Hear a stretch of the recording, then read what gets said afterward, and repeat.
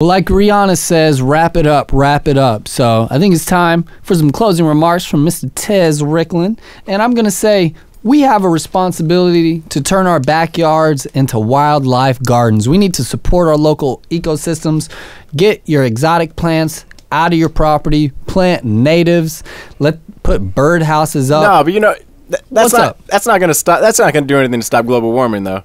Hey, I'm just saying that's good for the local ecosystem. One thing you can immediately do is February 7th. This is closing remarks from Tez Ricklin. And I would also like to say you should pee in your sink. You should pee in your sink because that saves water. You don't have to flush the toilet. You should also compost. Consider collecting your pee in a jar and pouring it out in your backyard so that those phosphate, nitrogen, and potassium nutrients can go back into the soil instead of our rivers. And phosphate reserves, I think they're running low. Let's watch out for that issue. Who else would like to make closing remarks? In closing, I would like to say that we need to take a greater stake in our environment today because, you know, eventually we're going to have to inherit this planet onto our children. Unless they build the Starship Galactica and go to another universe where there are plenty of life-sustaining planets. But I don't think that's going to happen at any time in the next couple million years. So we need to take care of the home that we have and for future generations. And, you know, we need to invest in renewables and transition from fossil fuels. You know, it's not going to happen overnight. I know some of you all will wish it would let's just stop using gasoline tomorrow, but you're going to have to get on a bus to go to D.C. to protest. The gas is going to get you there. It's got to be a process. It's got to be a process, man. Nobody denies that, though. Nobody denies that. That's the thing. Like, it's nobody denies that tomorrow we're going to be using gas, whether, you know, everyone comes to their senses tonight or not. I'm just saying, so you know, you're putting up a straw man there. A lot of us who consider ourselves liberals, we tend to think that conservatives don't care about the environment, and you know, we all gotta drink the same water and breathe the same air. Where do we eat at? The thing is, they value the economy and money more than they value the environment, without realizing that they are a part of their environment and they're not separate from it. I mean. It all goes back to plutocracy because it goes to a small few elite who have the ability to travel to a place with nicer water or nicer air, and they dictate our national air policy. So, you know. Yeah, that's the thing. There's going to be a huge disparity based on economics on how people can respond to the changes that climate change brings. Even like the massive fires that have recently been going on in Colorado, California. And that goes back to the situation in Lithonia. You know, these people don't have much money, so I guess they got to put up with a lot of crap, literally, but like rich people, neighborhood. Like, you know, they had massive fires this year in Colorado, or last year now. Colorado and California. I guess some rich people now, they're able to buy basically private firefighter companies that come. I think it's through their insurance. They come and spray the house with flame retardant. So their house is spared. Who? Mitt Romney. Mitt Romney's probably a sheriff. He's probably behind that. I'm sure he's got that. I forgot who that was. Who was that? Who was that again? He wanted to privatize FEMA. Oh, okay. All right. Do you have any closing remarks for us, Scott Brown? I got a lot of closing. One close. Do you guys want to run through a couple of these? Just for any of our brain dead listeners who still, you know, don't believe in man-influenced global warming. I think they turned off by now, but just in case. Probably, just in case. You want to run through? All right. I'll just talk about one thing real quick that they'll bring up a lot. They'll bring up the Oregon Institute of Science and Medicine, this 1997 petition that they had, where they'll claim that 32,000 scientists signed this petition saying that global warming is not real or is not influenced by man. And what's the real deal?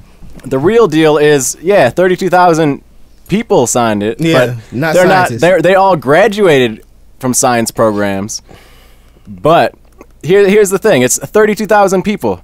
But how many? And it's 1997. Who cares? Yeah, it's not. They still bring it up.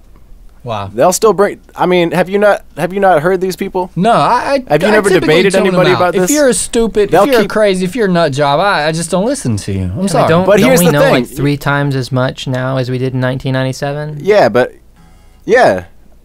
Okay, I just wanted to confirm that. I'm not arguing I'm not saying it's not stupid as hell, but people will bring it up and act like this is proof that the planet's not warming or it's not influenced by man.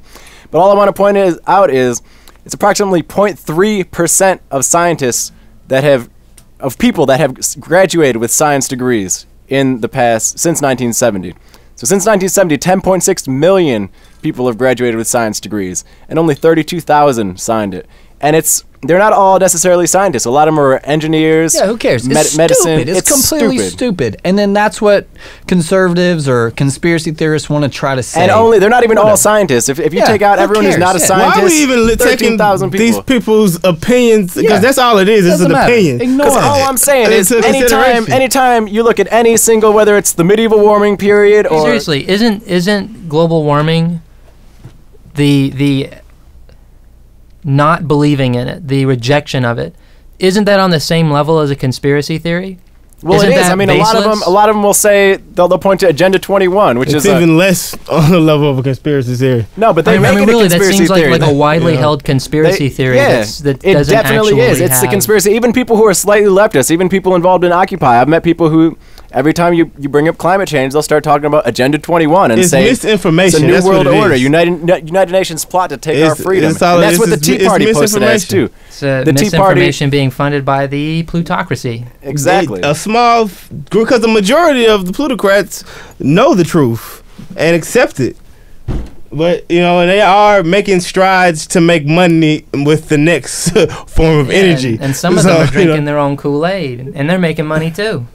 Exactly. And you're right. But, like you said, it's a small group of people, the Koch brothers in particular, who are financing these groups. And, Exxon was big in starting the whole revolt against belief, because it was pretty much consensus among the American people, up until the Tea Party just popped up out of nowhere. A grassroots organization just popped up spontaneously. And ExxonMobil is a bad enemy to have. For a long time, they were the most valuable, profitable company in the world. In fact, I think they're still the most profitable, but Apple's now the most valuable. But yeah, it's not good news when you've got ExxonMobil as your opponent. Yeah, and let me just point this out. 2012, total amount of energy spent by energy and natural resource companies on lobbying.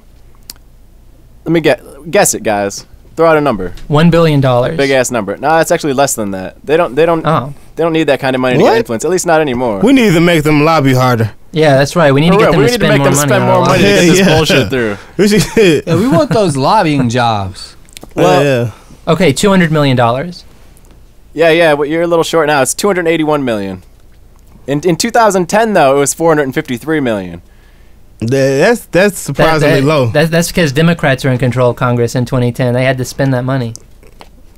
So you don't have to spend that much now. And see the top. Oh, and you want to know something? You just have to keep Republicans in line, and no climate change stuff will get passed. But climate change is not even a topic in our political discussion anymore. Yeah. Exactly. That's why they're spending less money. Our economy is all fucked up, so that works in their benefit. I mean, as long as our economy's fucked up, that's what we're arguing about. Yep. Yeah, and it's hard. It's hard to make environmental changes in the middle of a recession. It shouldn't be though, because that's what would really jumpstart our economy. Otherwise we're going to be buying solar panels off China, because they've been putting more resources into it than America has, at least relatively. Yeah, well, that's in part because China, Europe, but they're still the world's number one polluter, hands down.